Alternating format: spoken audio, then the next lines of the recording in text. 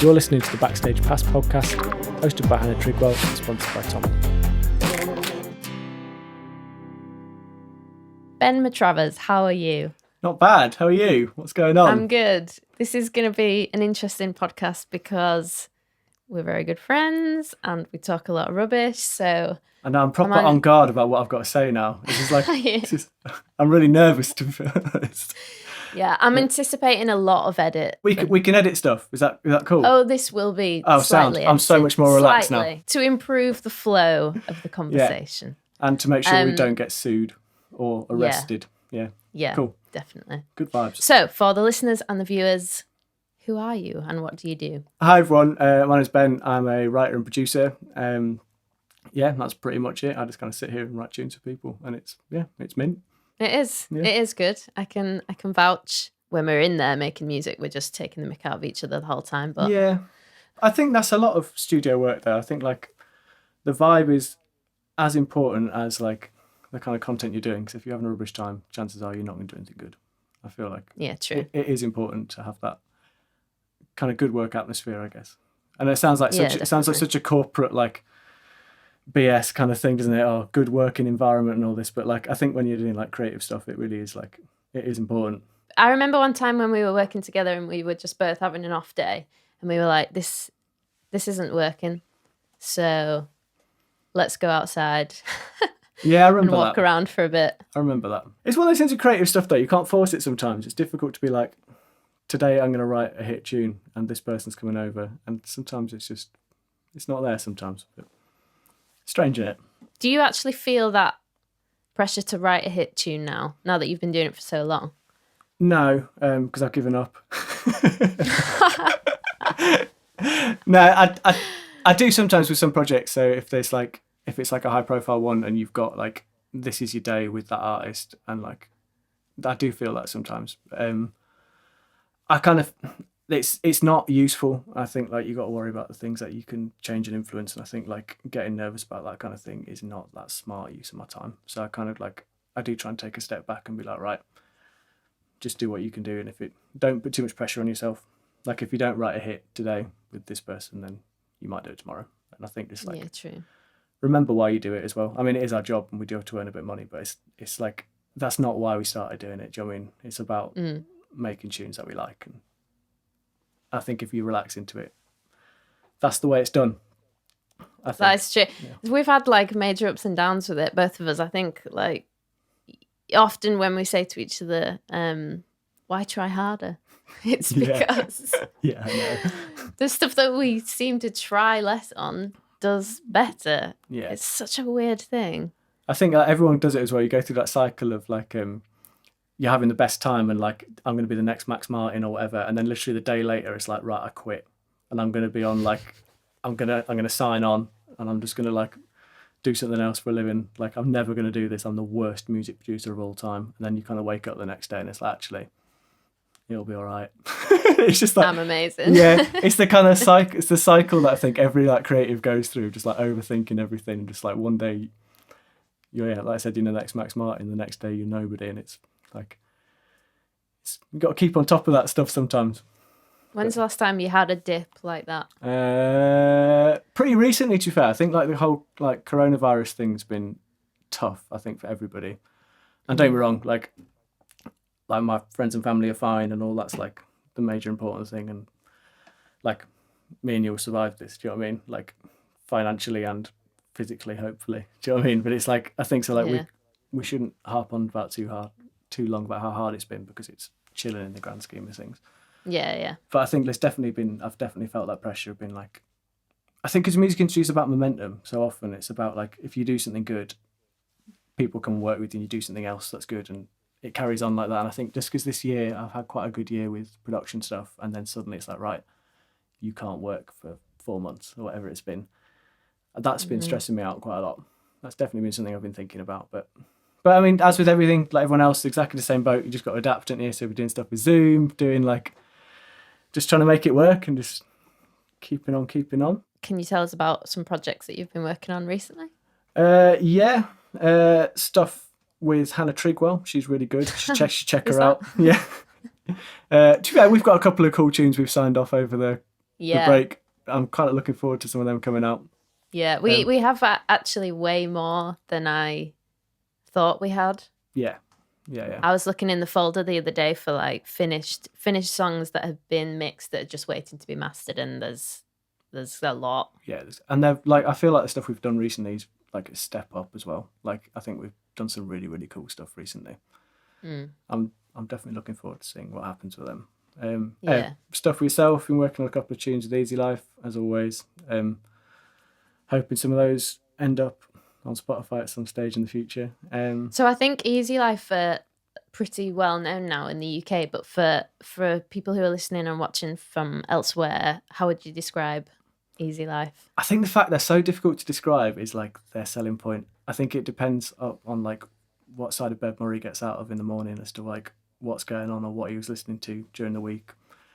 I think like the fact there's like no, it's really hard to define them, like pigeonhole them is like definitely why they've done quite well. I think like if you listen to like their records and stuff, it's not like you have the same song 10 times. They've just, I think that's just like a generational thing as well. I think definitely like younger songwriters that are coming through now, like it's not like I like 10, 20 years ago, it's like people, you listen to Oasis or you listen to something else and then everything about you was defined by that band. Like you dressed like that, you started walking like Noel Gallagher or like you had your haircut like that. Do you know what I mean? Everyone, that was like, yeah. But it was like music influenced everything in like society. I think now like music's just because you can listen to it anywhere, it's like consumed in a much more like casual way. People listen to so much more stuff and people are so much more kind of like musically like diverse. I think that's definitely coming through with like bands and songwriters now. Like people are just doing what they want. I think that's like why Easy Life done quite well. Like it's all kind of like fairly down tempo stuff, like hip hop kind of stuff, but it's pop music really. And like I think there's no, pop's not a dirty word. Pop just means you're doing something right most of the time. For pop lovers like us, we just like pop. Pop's great. I think there's a real snobbery about it sometimes though. People get really weird about the word pop music and like people think they're too cool for it. And if it's like, pop music isn't like the Spice Girls, you know what I mean? Pop music is Dave's last record, do you know what I mean? It's a cool Arctic Monkeys are pop music. If you want 1975 is pop music, do you know what I mean? Like, yeah. It's not like pop music is just something that Simon Cowell's manufactured in his underground lab somewhere. It's like pop is just stuff that people like, I think it's definitely a bad like mentality to get into. I see it a lot with like producers as well and people thinking they're a bit too cool to write pop music, and I personally, and I'd like, I'm sure you're the same, like I find like writing good pop songs is the hardest thing to do. Like writing something simple that cuts through and hasn't necessarily been done exactly the same before, and finding that new way of saying something that's been said a million times is like, that's the goal at the end of the rainbow that everyone's chasing, I guess. But it's so much easier said than done. Like try and write a song with 4 chords that someone hasn't written before, the same 4 chords that have been used in like 10 million songs before. It's not easy. Anyway, I'm rabbiting now. I can't remember what we're talking about. This is what happens when I haven't seen you for a long time. I'm just going to talk absolute waffle. So no, it's good. Yeah. So we haven't had a session for it's got to be like 3 or 4 months. I've not seen you for ages. But bear in mind, like you said at the beginning, we're quite good mates, and we probably see each other like a couple of times a week normally. Yeah. It's weird chatting to you through like a 5-inch screen. It's odd. It is strange. Yeah.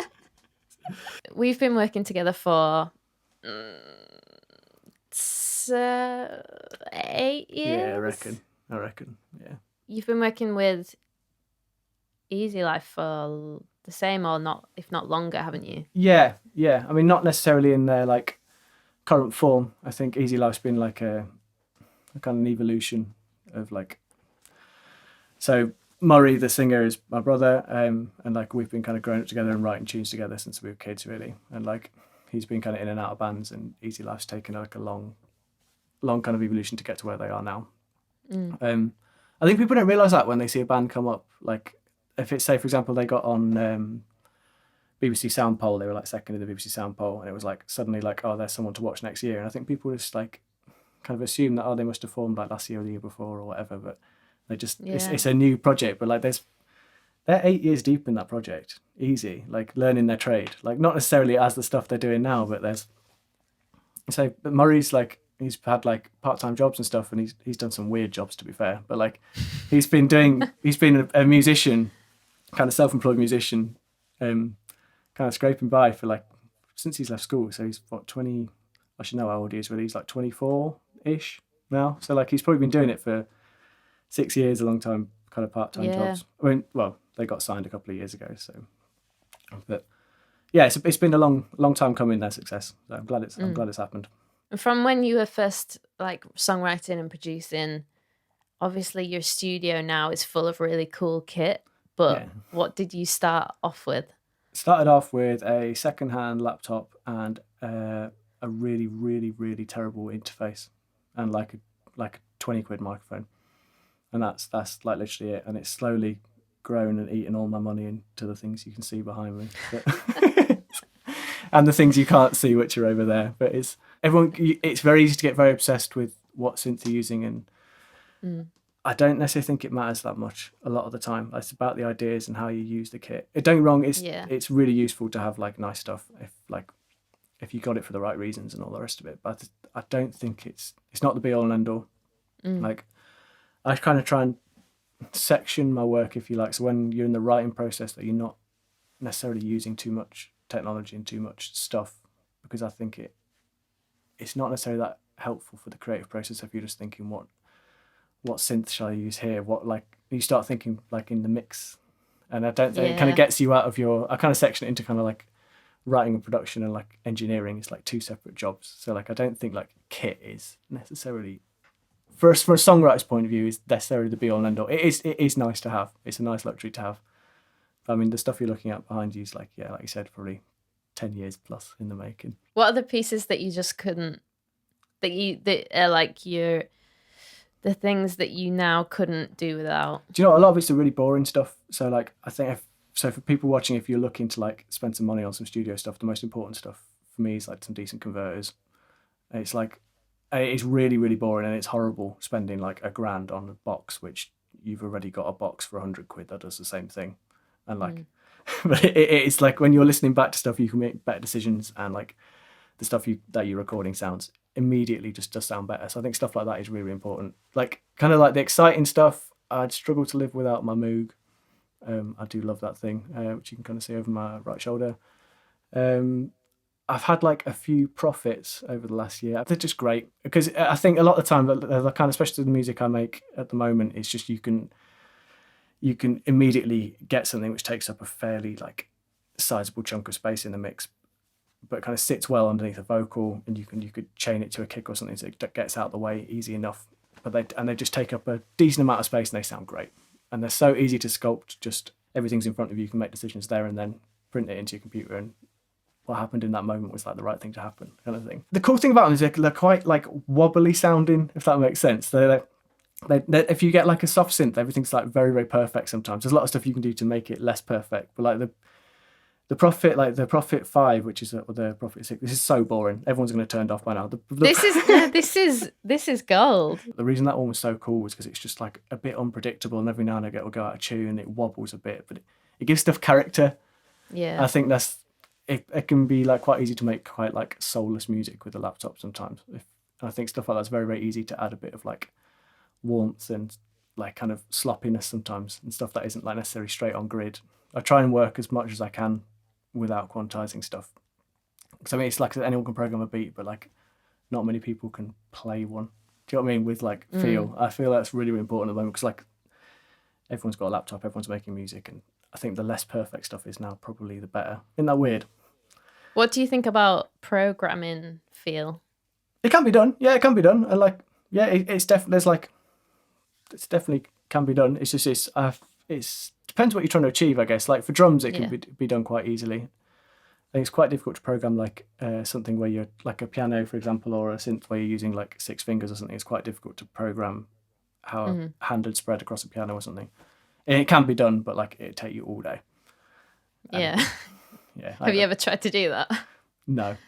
I've got a very short attention span. Yeah, fair enough. What's the synth that's behind this you thing, with This thing is a Moog MS-20, which I've stolen from a friend of mine. Nice. I'm having quite a good time with it, actually. It's a weird one. It's like, again, it's like an emulation of an old Moog thing. It's like they've re-released an old synth, to be honest with you, I don't really know how it works, but I've had quite a good time just mucking about with it and making really weird noises with it. It's like a proper analog synth where you have to like really know what you're doing, so it does require a bit of like thought and like a lot of, you know, when you get a new synth, usually you flick through the presets, find something that's cool, then kind of tweak it a bit to sculpt it into where you are, where you want to be. This thing you have to kind of start from scratch and actually think about it, but it's been quite nice. I've enjoyed having it. I do need to give it back. Have you ever had a situation where you've bought a new piece of gear and then thought, oh no, I've literally got all the gear and no idea? Yeah, like literally everything you see here. Yeah. You just figure it out sort of after the facts. Yeah. To be fair, the Moog was a bit like that. I had it such a long time now. It was the first proper like analog synth that I bought. I've had it's the sub 37, isn't it? Yeah, it was. But it's like I got it when it first came out. It's like one of the first generation thing. It was definitely, I kind of learnt a lot from using that. I'd had like kind of cheaper synths before, like I had a Roland Gaia before that, and I had a few things like kind of cheap Korg stuff before. But I'd never. What happened to the Roland Gaia? I got rid of it because I've got too many synths. It's a cool synth actually. It looks nice. Yeah, it's a really cool little synth. If I had space, I'd probably kept it. But have you ever got a piece of kit where you've gotten rid of it quite fast because you realised that it wasn't an efficient way of working? What was that? I got an Avalon channel strip for running bass through and found it was just nowhere near as good as my Universal Audio LA610. Okay. That stayed about 3 days. Wow. Yeah, I've had a few synths which have kind of been and gone. I'm kind of quite at peace with like roughly where everything's at the moment. I've kind of got a cool little thing going on. Yeah. But what else? I've had speakers that have come and go. I've had like replacements for the focals, but I've had these focals about 6 years now, and everything I get is, I think, because I know them really well. It's not necessarily that anything's better or worse. I know how all these speakers sound like now. It's quite difficult to get rid of them. But, What speakers did you have before the focals? I had some Adams. They were quite nice. Some Adams, similar kind of design to these ones, but just not these ones. If anybody is still here listening to me geek out with this, we've got way too much free time. People, including myself, are interested, genuinely interested in this stuff. I've known you write a lot in your basement where you are now. How do you feel in terms of writing elsewhere? Are you more comfortable at with writing at home, or do you like? I don't mind it. I don't mind it. I quite like a bit of daylight every now and again. Not too much, but just like a little bit token daylight now and again. Obviously, it's like I've got all my stuff here, so if I want to do something, everything's like I've got my workflows here really, really nicely. But it is quite nice to get a change of scenery sometimes, and like it kind of changes your workflow a little bit sometimes if you haven't got, and your kind of way of thinking if you haven't got the usual stuff you rely on. So yeah, it's definitely. Because I remember when you had was it just a Mac? It was like a standalone computer, wasn't it? Yeah, it was.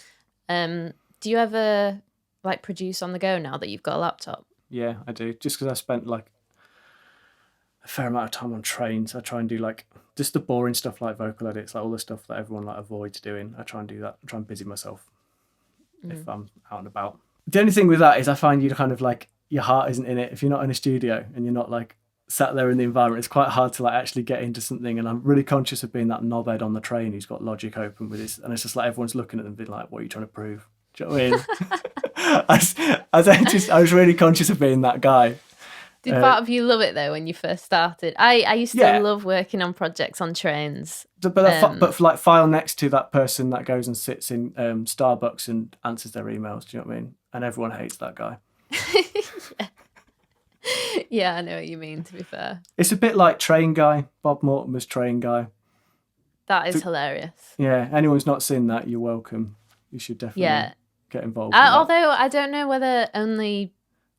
Do you feel like it's kind of only a thing that British people would really get? Because it's like a British stereotype, isn't it, of the kind of business guy that's on a train to London. If anybody hasn't seen Train Guy by Bob Mortimer on Twitter, then you won't understand what we're talking about. But it's like a parody of a businessman who's on a train having a very loud conversation with a colleague, and it's just great. It is great. But we're not like that because we're just headphones on, like doing the thing. Yeah, I think it's because I spend so much time on my own in the basement. As soon as I get around anybody else, I'm just immediately so paranoid about what, like, being, like, viewed by another human being is just really weird. Your job is literally being watched by people, but I like kind of sitting in my basement and keeping myself to myself. That's my vibe.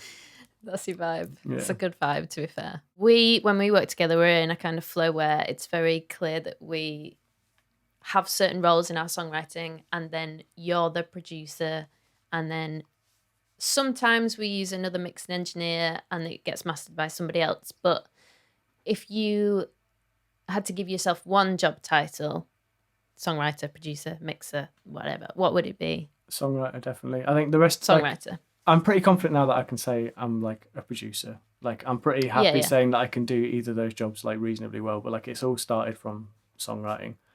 And kind of...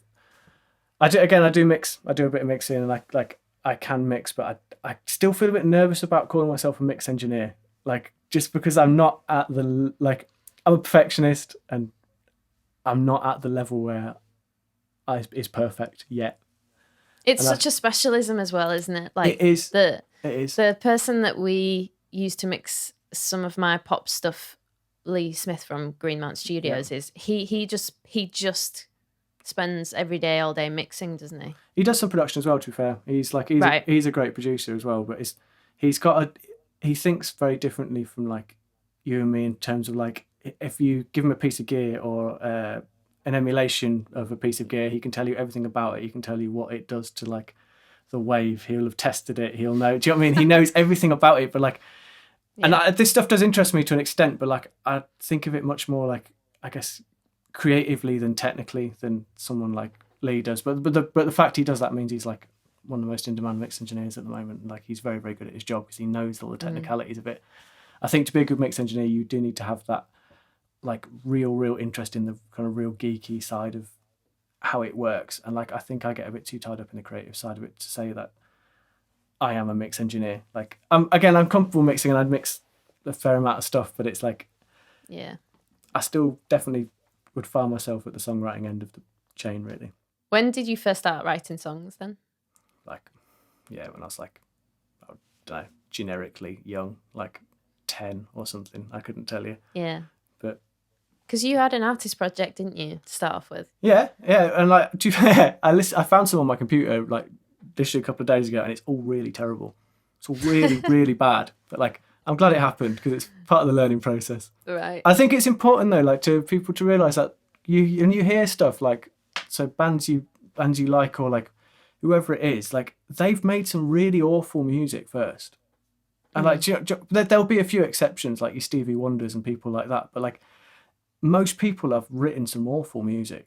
And, like, just because the stuff you hear now is really good, like, it's important to, like, I've definitely done it, like we were saying earlier, when you get to the end of the day and you think, this is, like, the worst song anyone's ever written, I quit, I'm going to go, like, I'm going to join the army. But, like, it's important to know that everyone does that, and, like, not every day, like, you get up and write a hit tune. Everyone has written some really awful music. But I do it less than I used to, but that's it. That's progression. That is progression, actually.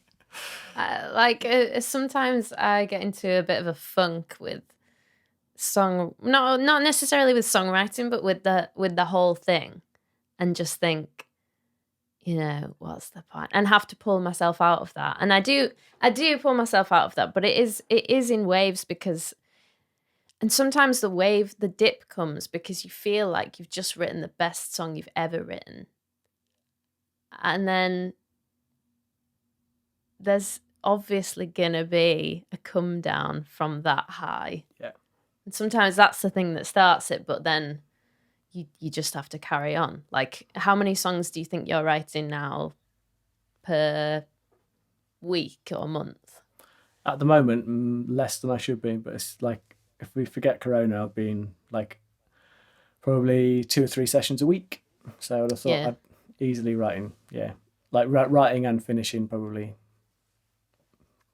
12, 15 songs a month, probably. And does it feel to you like every single one is better and better and better? I can definitely see the progression, not like necessarily each song individually, but if you look back, like, 6 months before Like you can definitely see. Like I find it weird when like we've got a track coming out. I don't know when this video is going to go out, but like quite soon, like next week. It will be out. It will be out already. Yeah. But we did that probably a year and a half ago now, maybe. I don't know. It was definitely a while ago, and like I always find it weird going back to music we did like ages ago and thinking, oh, like what have I done here? Was this cool? Is that cool or whatever? Like to be fair, this is going to be out by the time this is out. It will be out. Dreams is great and it still sounds great, but like I always get really nervous when you go back and listen to stuff and it's like, I did that a while ago, I hope it's not terrible. Yeah. Plus there's the whole thing of, not that like we're following a trend of any kind, because I do think that some of the sounds that we've used in my music it's just not following anything. But sometimes I just get really aware of the fact that when you write a song and then you record the song and get the song mixed and mastered, then potentially at least a few months have gone by. Is it even still, even if you're not following a trend, is it even still relevant? I have that like paranoia about music, definitely. Especially when you're songwriting as well, when you're doing kind of observational songwriting and you're kind of picking up on stuff that's happening. And then it can be, is this still going to have the weight it's got now in 6 months' time when it comes out or whatever? Yeah. It's definitely a weird way of looking at it. But and then there's that thing of, I've written a song that with you that is called a name. I'm not going to say it. Ooh, holding back. of a song that somebody who's very big has just released. That really, really annoyed me, actually. It annoyed me as well. And it's just one of those things, because it's not, I mean, it's not the same song, obviously. It's a different song. It's just called the same name. But, you know, I've had an album which is called the same name as somebody else's big album. The good thing about it was, and not to wish like bad things upon anyone else, but the good thing is that song flopped, and it's all right. Do you think it did? Yeah, it wasn't her finest work. It's so like, I know that's really awful celebrating somebody else's misfortune, but that's not usually my vibe. I kind of have the feeling that when my song comes out, people won't compare it. No. But if it had come out at the same time, which to be fair would have been on track with my original schedule, I would have been gutted. Yeah. Because there's no competing with an artist of her level, but I'm getting over it. Are you sure? Everything's fine. But that song is like super stripped, really. I think it's probably the best song you've ever written, I think. But then Dreams is like kind of full production with a bit of organic sounding drums. What do you prefer personally? Do you prefer writing like full productions or like, I think there's stripped stuff? It depends on the song. I don't like have like the production is. I think good production is not necessarily like having bells and whistles and like using this compressor or that or this drum machine or whatever. Good production is about supporting the songwriting, and I think every decision you make has got to be, does this make the song better?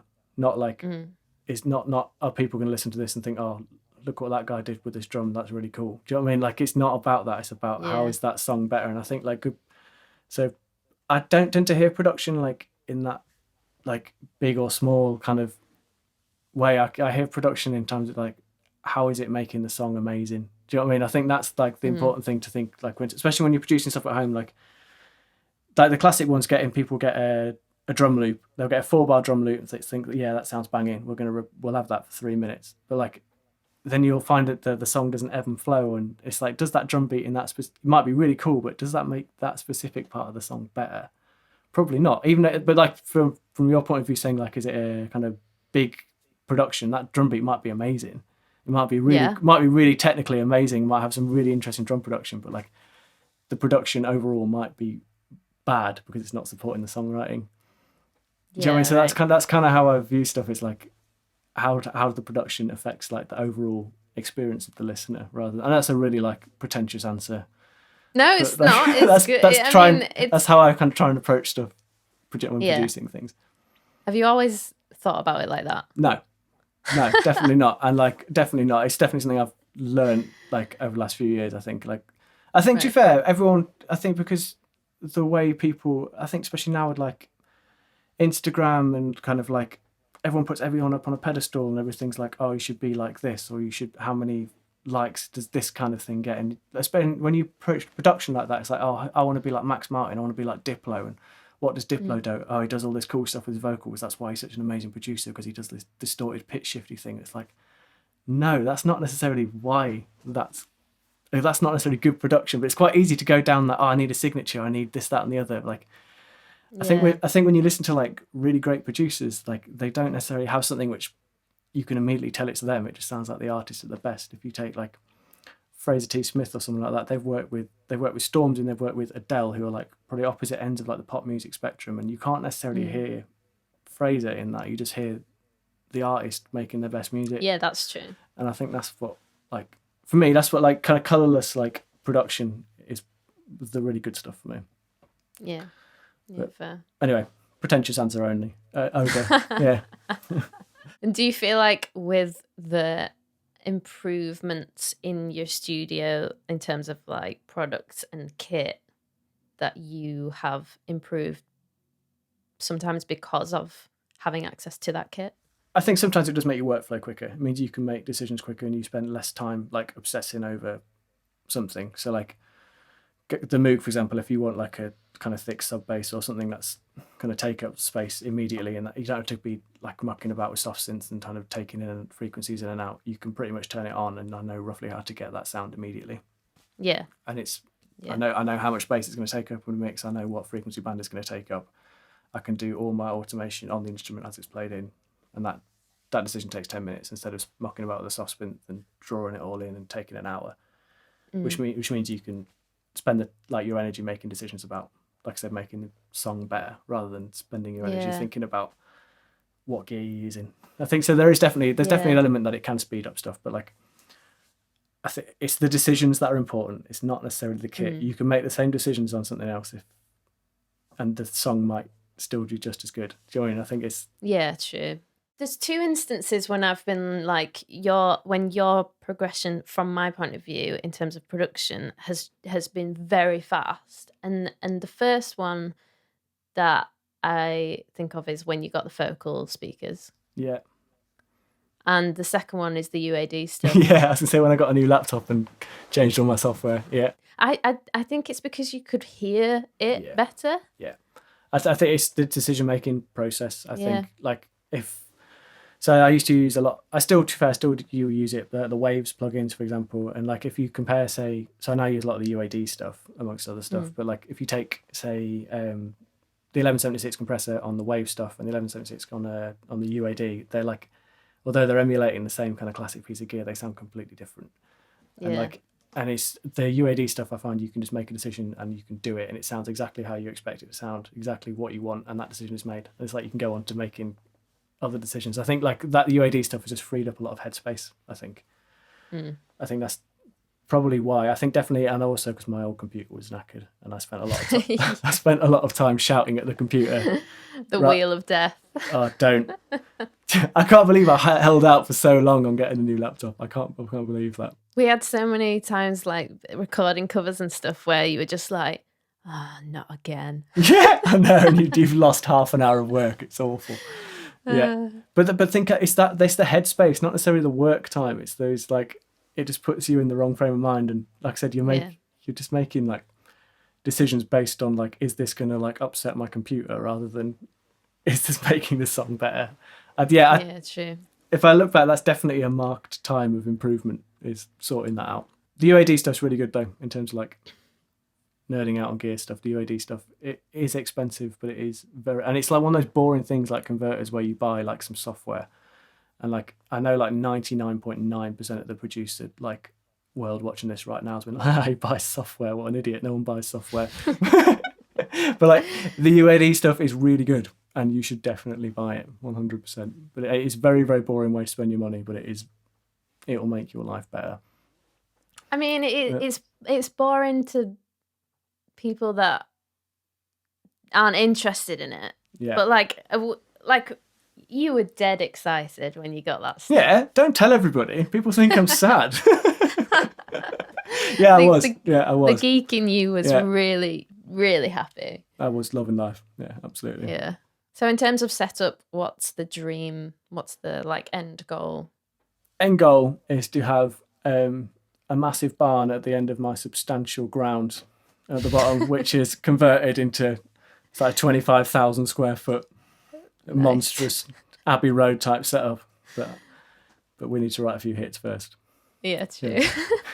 Honestly, my main kind of like goal is to get some natural light in the studio. I think that is my next big goal. I know you can't buy that from Thomann. Sorry, I should say something which is a bit more on brand. But natural light is the big one. Yeah. Will you be able to do that in the setup that you're in now? No, not unless I break my house. But, right, fair. But no, I'm hoping to move over the next like couple of years and get somewhere with some natural light. If I spent the whole of my 20s in a dark room somewhere. Becoming a mole slowly. Yeah. Look what's happened. Do you still get cabin fever? I've spent my whole adult life in a cabin. I wouldn't know until I get released into the wild. I won't know. So if you had to talk to yourself like 10 years ago when you first started out, what would you say to do or not to do? It'll be all right. Don't worry about it. don't panic. Yeah. Your life will be all right, mate. Don't worry. No, I don't know. I think the best piece of advice I ever got was that the music industry isn't that far away. And I think there's often like people see like when they're first starting out, you look and like you're making tunes sat in your bedroom and like 10 people are listening to it on Spotify, and then you tune to radio and you hear people like Phineas and you hear people like big names. Do you know what I mean? Mark Ronson's and all this, and the music industry and the labels that are supporting these acts and producers seem so far away, and they're not. Like the music industry isn't based in like some gold towers in LA somewhere. Like they're like literally an email away. They're like one upload on BBC Introduced in a way. Do you know what I mean? It's not. Yeah. The music industry isn't this like mythical thing somewhere, because it's such a glamorous industry to get into. People assume that, and kind of a desirable industry to get into. It's not glamorous at all, but on the outside it's got like this kind of air of glamour about it.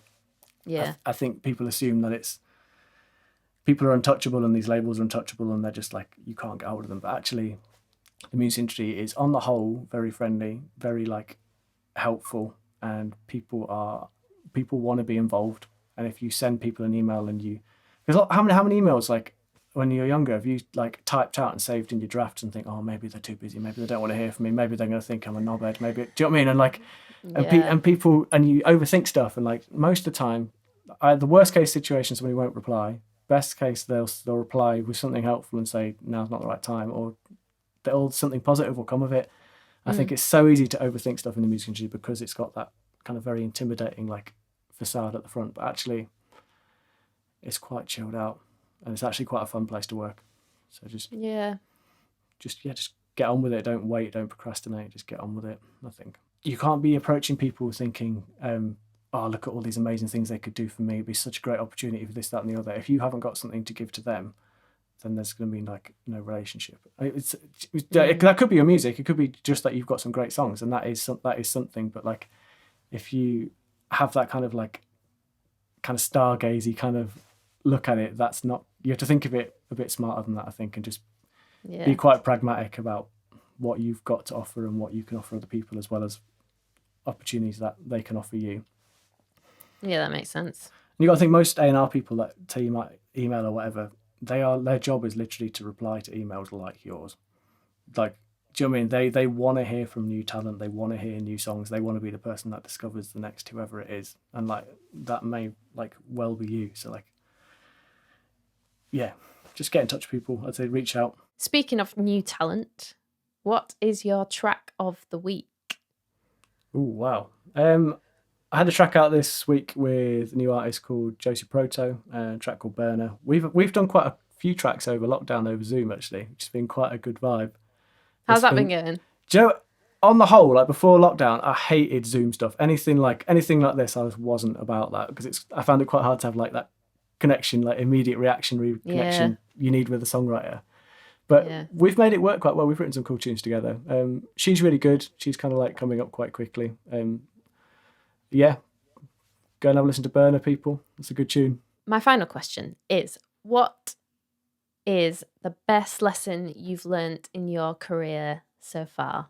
Probably, just because you can doesn't mean you should, I think, was something I was told for production, which is like, Yeah. because I think because I'd spent like a long time before as a producer playing, and I'm a fairly like competent player, like a lot of time you kind of hear stuff and you think, oh, I could put something amazing, like little synth riff in there, or I could do something like outrageous in here and people will think I'm amazing. And then all your tracks are just like a complete mess. And I think it's just like, if you've got more than like, if you bounce stuff out to mix and there's more than kind of like 40, 50 channels going on, you're probably doing something wrong and you need to have a word with yourself. And like, Do you remember on that song, you had like 120 stems or yeah, something? yeah. And do you know what I mean? But like literally like 90 of them are probably completely unnecessary. I think, Yeah. I think Yeah. be brutal. Always reference back to like, does this make the song better? And if the answer is no, delete it. No matter how cool it is, just delete it, because it probably doesn't need to be there. If it doesn't make the song better, then like you're doing stuff for the wrong reasons, I think.